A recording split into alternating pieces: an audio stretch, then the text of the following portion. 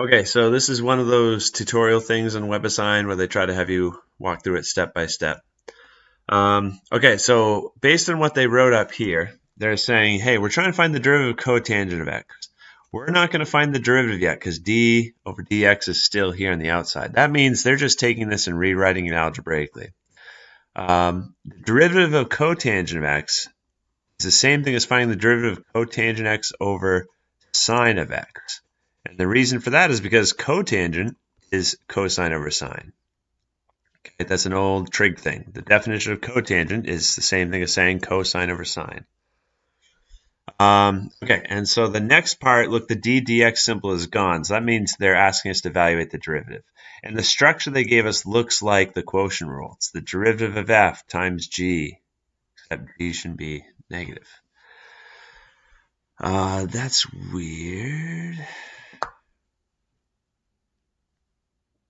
Oh, okay. That's the derivative of f. That's weird. Either way, this looks like the quotient rule, right? The quotient rule goes derivative of f times g kept the same, minus f kept the same times the derivative of g over g squared. That's the quotient rule. So the top function is cosine of x. That means the derivative of the top function, so f prime, is negative sine of x. Okay, and that's what they have here. According to the quotient rule, you're supposed to multiply it by g of x, which is your denominator function.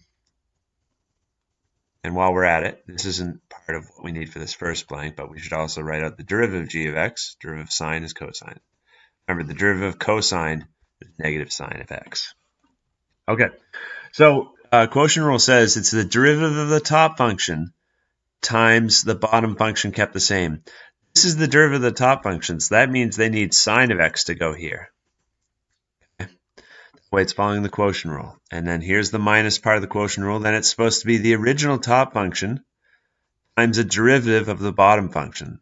The derivative of sine is cosine of x, so that's what should go here.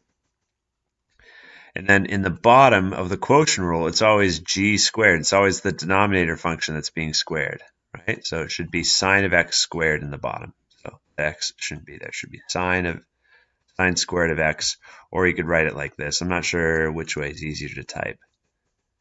Sine of x squared in the denominator. And then let's see. It looks like they simplified because look, sine squared times negative sine squared. That's negative sine squared x. So all I've done in this part is I did sine x times negative sine x. That makes negative sine x here.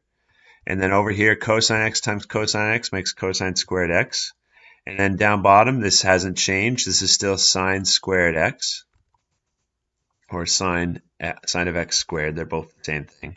You could write it like this, right? Same thing. Okay, and then once we do that, look, in the top, negative sine squared x minus cosine squared x, that's almost the same thing as our Pythagorean identity, right? Sine squared plus cosine squared equals 1. If you multiply everything by negative 1 in that identity,